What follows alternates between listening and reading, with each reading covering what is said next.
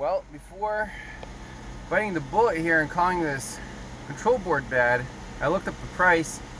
It's $1,500, so this is a big call. Did some more research online and found this on an Australian Genie website. Program ALC 500 using the jumper wires. So here's the printout of the instructions, and you can basically program this ALC 500 board, kind of do a master reset on it by using jumper wires, and the pins that you connect depend on which engine you have and which options you have. So we know we have a Perkins 404C engine and it's four-wheel drive. So pin 1 and pin 3 basically go from there.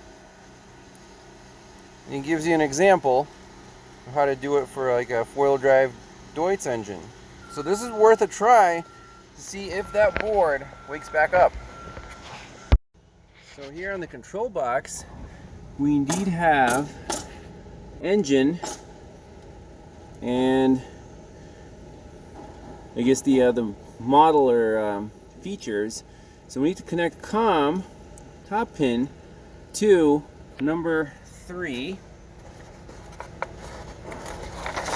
Right, that's our Perkins engine pin.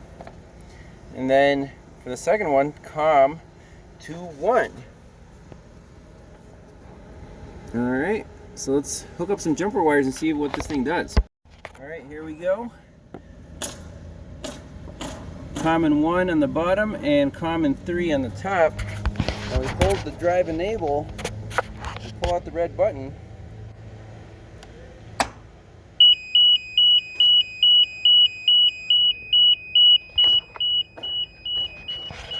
The alarm sounds from 1 second on and 1 second off continually. So it's continuous. One of the jumpers is not correct. Check jumper corrections, repeat procedure from 3. Okay, let's try again. I was being silly, I had the wrong pins connected. So COM and 1 on the bottom, COM and 3 on the top. Let's try again.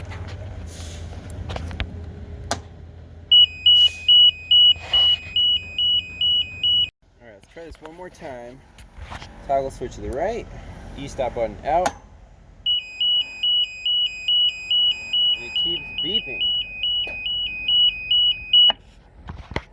What if we try a different pin, like pin 2 here, so it's two-wheel drive instead of four-wheel drive?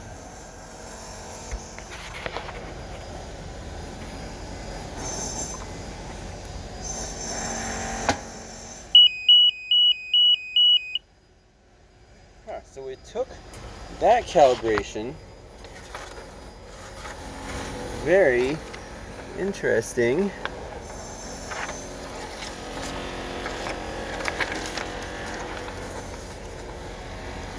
Four-wheel drive, two-wheel drive. Well, this thing's definitely four-wheel drive. It has the hubs, hydraulic hubs in all four wheels, but let's see if it works with two-wheel drive.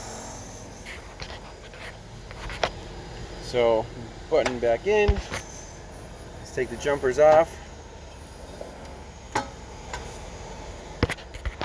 Button out. Let's see what the codes are. So I'm going to read all of them, write them down. So all the codes are the one code, 61, 51, 31, 21. Joysticks aren't calibrated, and the instructions do say calibrate the machine. That's step 11. So, okay, let's calibrate the machine. Well, I calibrated the boom up and down. Seems to be working.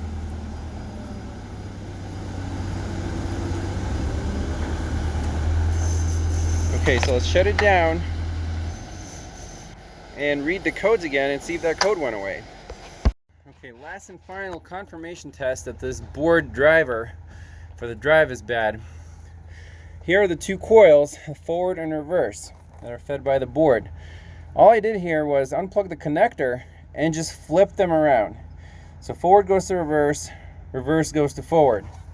Let's take it for a spin, and if the problem reverses, I mean, if it drives reverse fine now, and if the problem moves to forward, then we know it's a bad driver in the board if it sets the same code. So here we go. So if I push it forward, the driver should work, but we should be going backwards.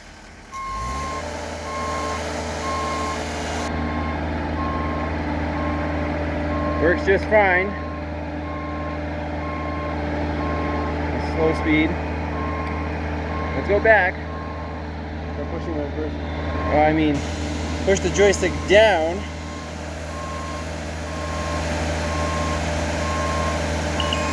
Boom. We got a code. Let's read it.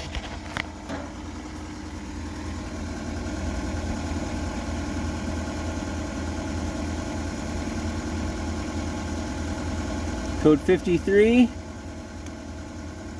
1 2 3 4 5. So code 5315. Same code, but now we're on the different on the other solenoids. That verifies solenoids are good, wiring is good, joystick's good. This control board is bad, and that's it. So I don't know if there's a way to like bypass it, because this thing is ridiculously expensive, and just because of that one driver, you know, replacing the whole board, we'll see. All right, a little bonus footage. I know you guys say test lights are dangerous, but I love test lights. 1 amp test light from battery ground, or from battery positive. What if we touch this to that drive wire on the solenoid? Can this thing go fast? I think so. And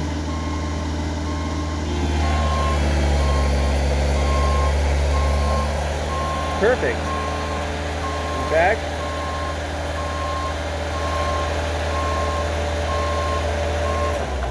I was pushing on the joystick with my stomach. Backwards.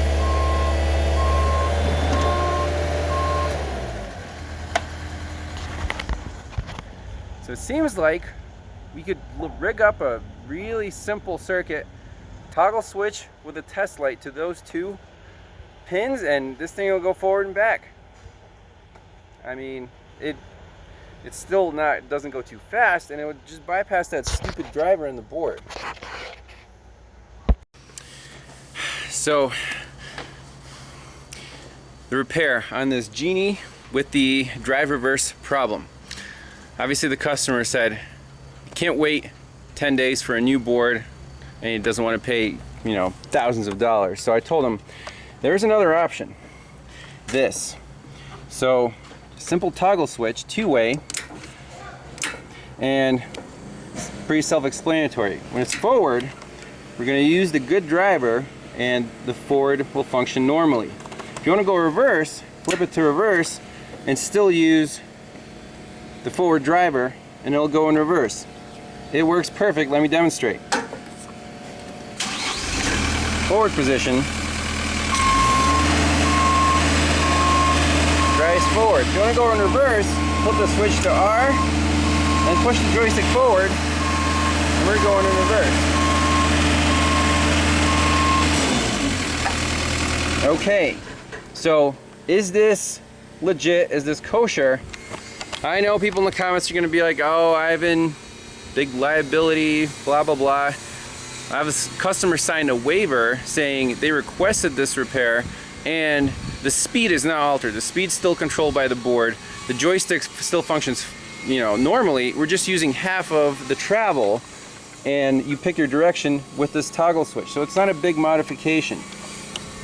Let me show you the wiring that's required. It's actually pretty simple. So we're using just the good driver. These two wires, forward and reverse, the white and black, go to the drive solenoids, or at least they used to. Now, we're actually feeding, just from the good driver, we're feeding the toggle switch, and from the toggle switch we're going to forward or reverse. Right here, those go back to, you know, the actual drive pump. So very simple, just 3 wires that we need to solder in a nice high quality 6-pole switch. We're just using half of it. So I don't see any problems with this. They can get the Genie back on the job today, and you know, I think it's a perfect solution for something that would otherwise cost so much time and so much money. Well, here's a shot of the professional repair. 3 wires going to the switch. So the feed comes from our known good driver, red all the way here, and then the forward circuit I kept red. That goes to the white wire, and then the black wire is the reverse. That goes to the reverse. So very simple.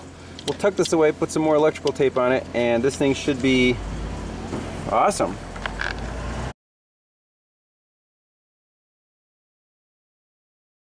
Alright guys, here's a test drive.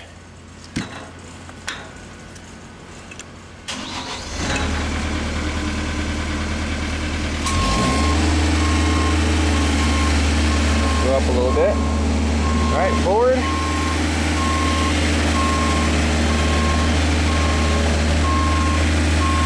Reverse.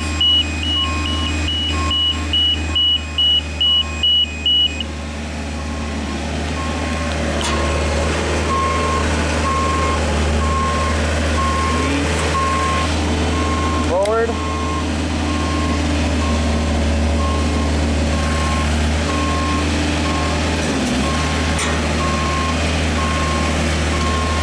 I like it. Let's do low speed.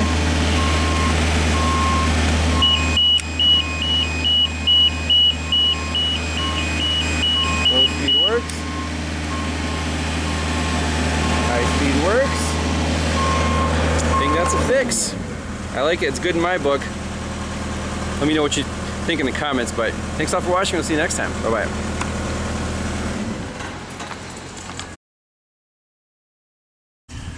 A quick update on the 2007 Genie S60 with the drive in reverse problem.